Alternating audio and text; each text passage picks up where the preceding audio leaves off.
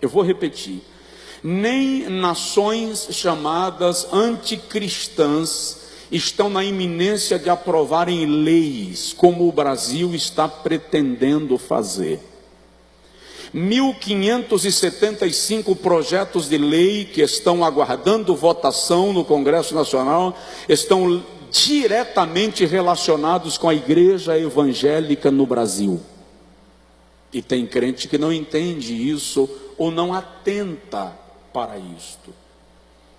Se eu e você não compreendermos o nosso papel como igreja, não há por que nos posicionarmos como igreja. Vou te dar um exemplo. Eu cresci com a igreja brasileira orando para que Deus fizesse cair por terra as cortinas de ferro e as cortinas de bambu dos países fechados para o Evangelho.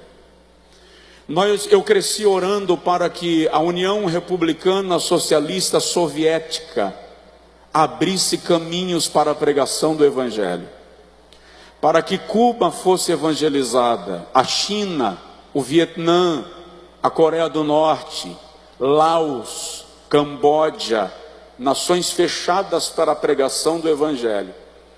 E eu que orei para que nações onde o Evangelho fosse proibido,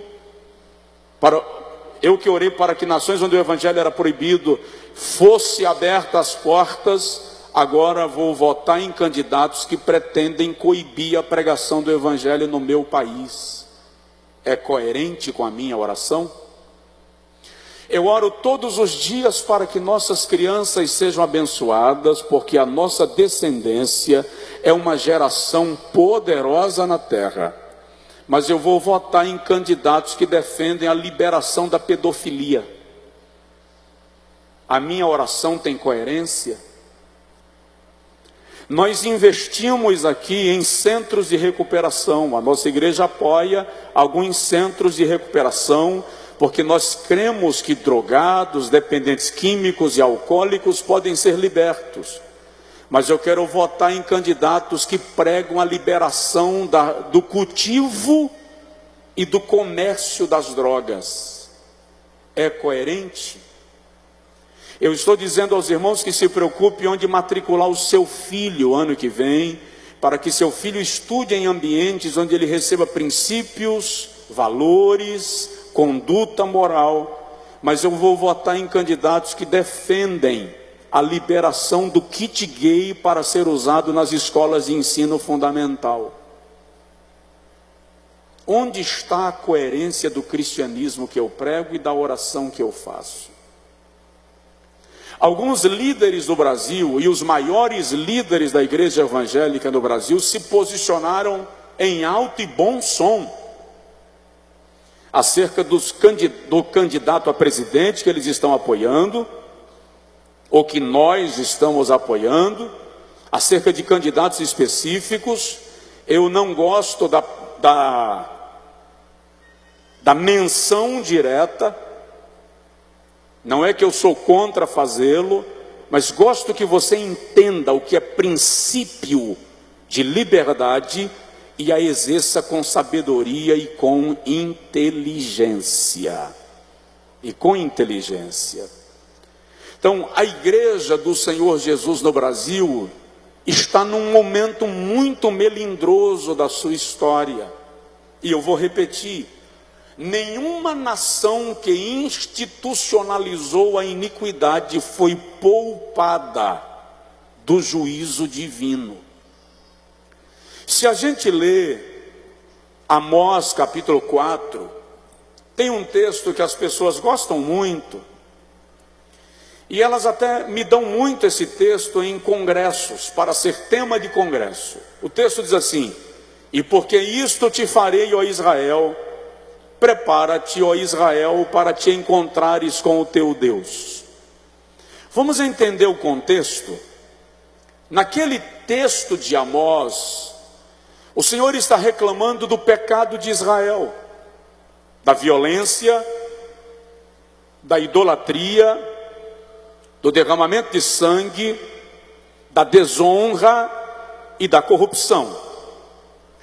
Aí se você ler desde o versículo 1, você vai ver que o Senhor está dizendo a Israel: eu enviei a vocês a seca, para vos servir de juízo, a fim de que vocês se arrependessem. Mas vocês não se arrependeram. Então eu enviei a vocês a guerra, e os vossos inimigos vos invadiram, e vos destruíram ao fio da espada, e fiz isto para que vocês se arrependessem, mas vocês não se arrependeram.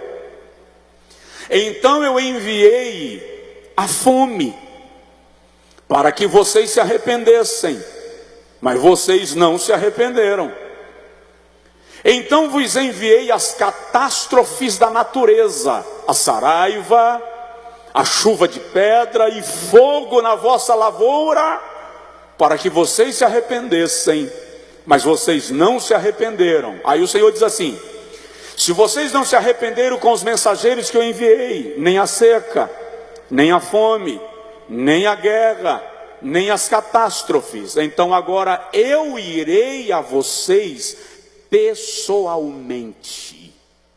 E porque eu irei a vocês pessoalmente para julgar os vossos pecados, então preparem-se para ter um encontro pessoal comigo. Aquela vinda de Deus a Israel era para julgar, era para estabelecer juízo sobre os pecados e a iniquidade do seu povo. Daqui a uma semana nós vamos eleger a deputados estaduais, nós vamos eleger a deputados federais, nós vamos eleger senadores, nós vamos eleger governadores dos estados, trazendo para cá governador do nosso estado. Nós vamos eleger um presidente da república. E é preciso que eu e você estejamos em oração esta última semana, porque há ânimos elevados, espíritos eriçados, corações malignizados, mentes diabólicas e uma ação no mundo espiritual acerca deste país. Se você acha que isso não tem nada a ver, dá uma lida em Efésios 6, quando Paulo fala das armaduras do Espírito. E Paulo diz que o mundo espiritual é organizado em hierarquia. E ele diz que existem principados, potestades,